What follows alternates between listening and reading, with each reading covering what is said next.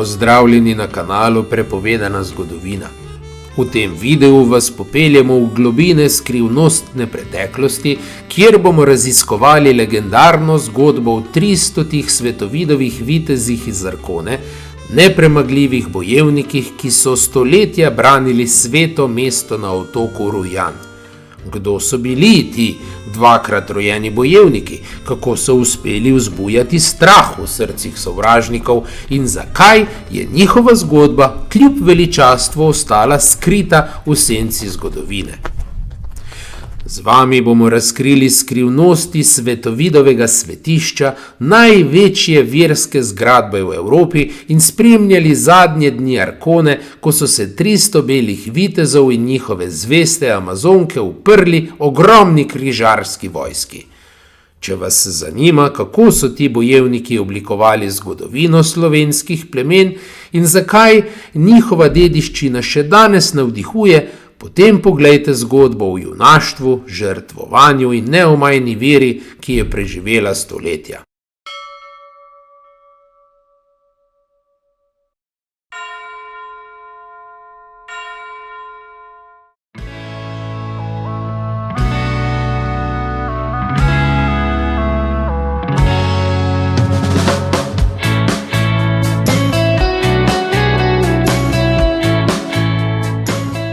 Sveto mesto Arkona na otoku Rujan v Venetskem morju oziroma Ventskem, Baltskem ali Varjaškem morju je bilo v daljnih časih kovačnica borilnih veščin slovenskega severa.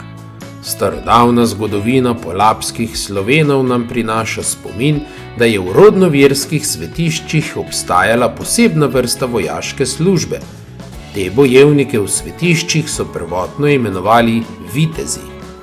300 vitezov, dvakrat rojenih svečeniških bojevnikov iz Arkone, je držalo pod svojo oblastjo vsa okoliška plemena in ljudstva Varjaškega morja. Od nekaterih so jemali dajatve z mirom, od drugih pa so jih pobirali z mečem.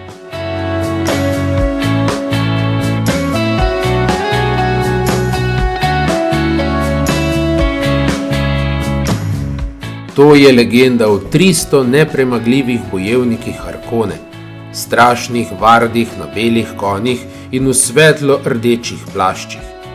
Nanovačeni so bili iz mladih odposlancev plemenitih družin slovenskega plemena Rujancev, ki so do konca življenja ostali poklicni vojaki.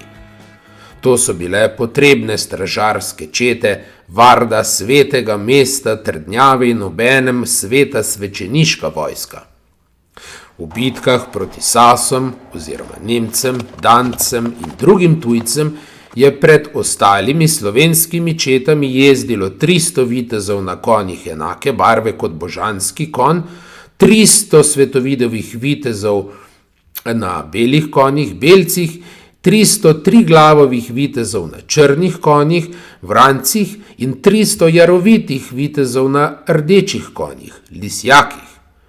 Njihova bratovščina se je razširila po vseh slovenskih deželah in vselej branila domorodne bogove.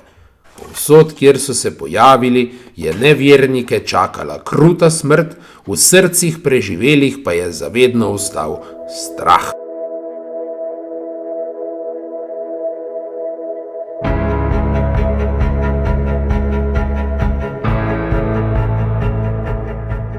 Več kot 3,5 stoletja so bojevniki Arkone vardevali mir prestolnice starodavnih severnih baltskih Slovenov, Rujanov ali Rujancev.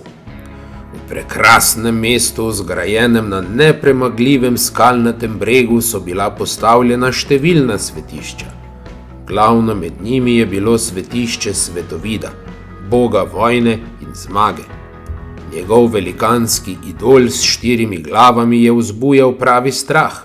V desni roki je bog držal rog, narejen iz različnih vrst kovin, in vrhovni svečenik, žrec, ga je vsako leto do roba napolnil z vinom v upanju na bogato letino.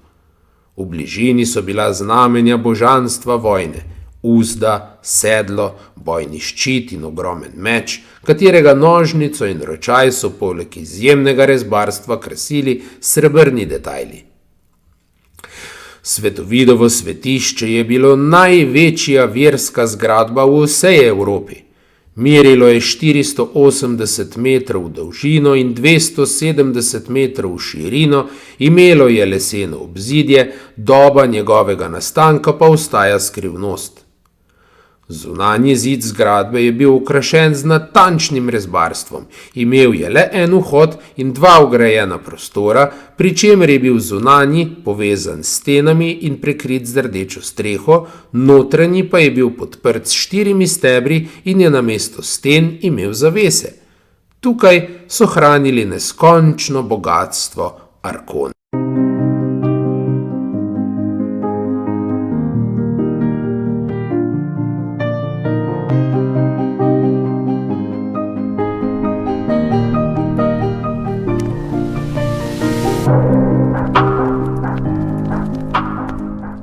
Leta 1168 je takratni papež sprožil četrto križarsko vojno proti rodnoverskim Slovenom v osrčju Evrope. Skoraj mesec in pol je potekala vojna tudi na posestvih slovenskih Rujancev na obalah Varjaškega morja in šele ko so se ostanki slovenskih branilcev umaknili na otok Rujan, so danske in nemške križarske čete začele oblegati mesto Arkona. To je bilo 9. velikega travna 1168. Tedaj so se Danci pod vodstvom kralja Valdemarja I in škofa Absalona izkrcali na otoku. Z njimi so se izkrcale še čete saškega vojvoda Henrika Leva. Šlo je za 30.000 križarjev, poklicnih bojevnikov in ne kmetov nanovačenih po vaseh.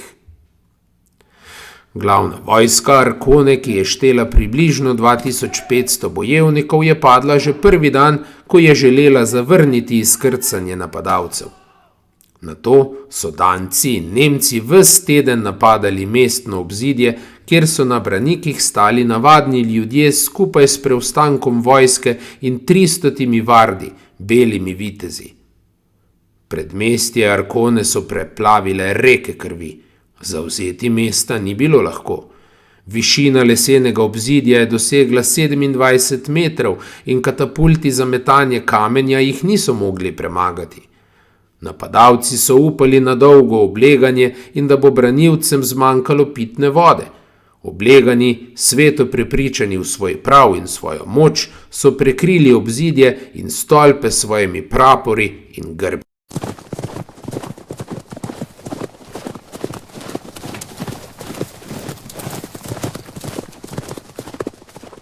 12. rožnika 1168 so napadalci po številnih neuspešnih napadih zažgali stražne stolpe in vrata obzidja mesta.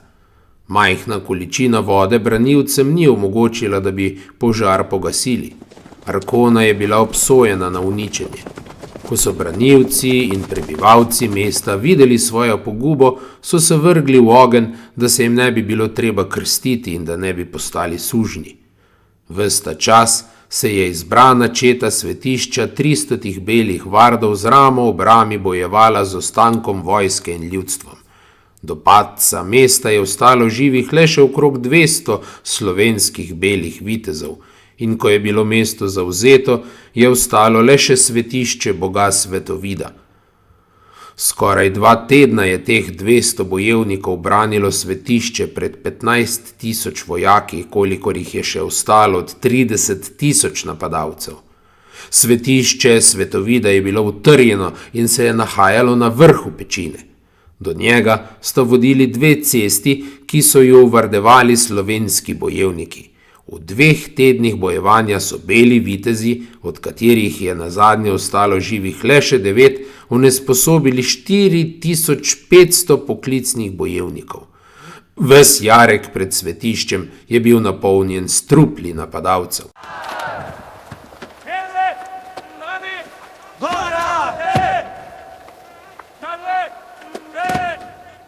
Nemci in Danci so se preprosto bali začeti nov napad.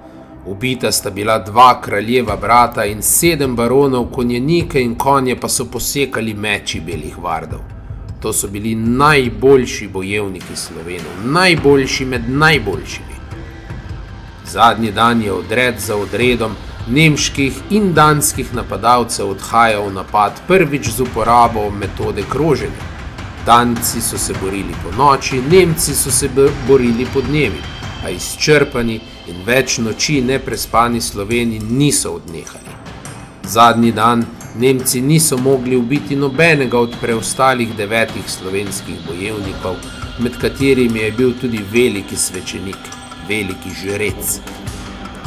Nazadnje so Danci zbrali vse sode smole, jih iz katapultov ladij vrgli na Svetovidovo svetišče, nato pa so ga zažgali.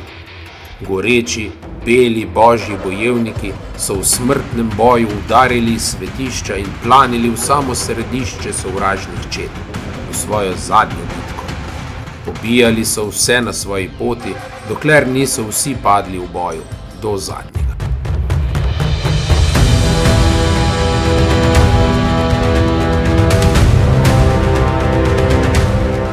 Omamljeni zaradi končnega napada, sovražniki niso imeli časa, da bi prišli k sebi, saj jih je tedaj napadel oddelek brez primere. V plavajočih plaščih in vezenih srajcah so severne Amazonke, zadnje še žive ženske Arkone z vso možno jezo planile nanje. Do zadnjega trenutka so sedele v zemljankah in se pripravljale na preboj. Napadle so v ogromnem valu in pobijale vse na svoji poti. Njihovi meči so se noro vrteli kot krila mlina in za seboj puščali zgolj plen krokarjev. Preden so Danci in Nemci naposled prišli k sebi, se je 200 do 300 rujanskim Amazonkam uspelo prebiti in se umakniti v skrit zaliv, kjer so jih pobrali čolni s celine. V odredu so bile le mlade ženske.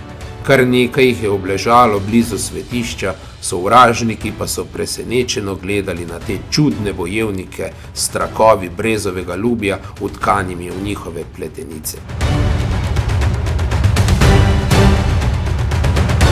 Sovražnik se ni zavedal, da so bile vse ženske v zgodnji porodni teži in da so v sebi nosile zametke novega življenja. V njihovih kitah je bilo vpleteno brezovo ljubje z runskimi slovenskimi himnami, črkami s tajnim znanjem. Deklice, ki so se rodile tem ženskam, so postale naslednice družine, fantje pa so postajali bojevniki, vitezi in svečeniki, ki so črpali znanja iz črk brezovega ljubja. Padec Svetovidovega svetišča v Arkoni na otoku Rujan se je zgodil 1. malega srpana 1168. Leta 1325 je na otoku Rujan umrl zadnji princ Rujancev Vislav III., otok pa je tedaj osvojil vojvod Pomorjancev. Leta 1405 je na otoku Rujan umrl zadnji prebivalec, ki je govoril slovensko.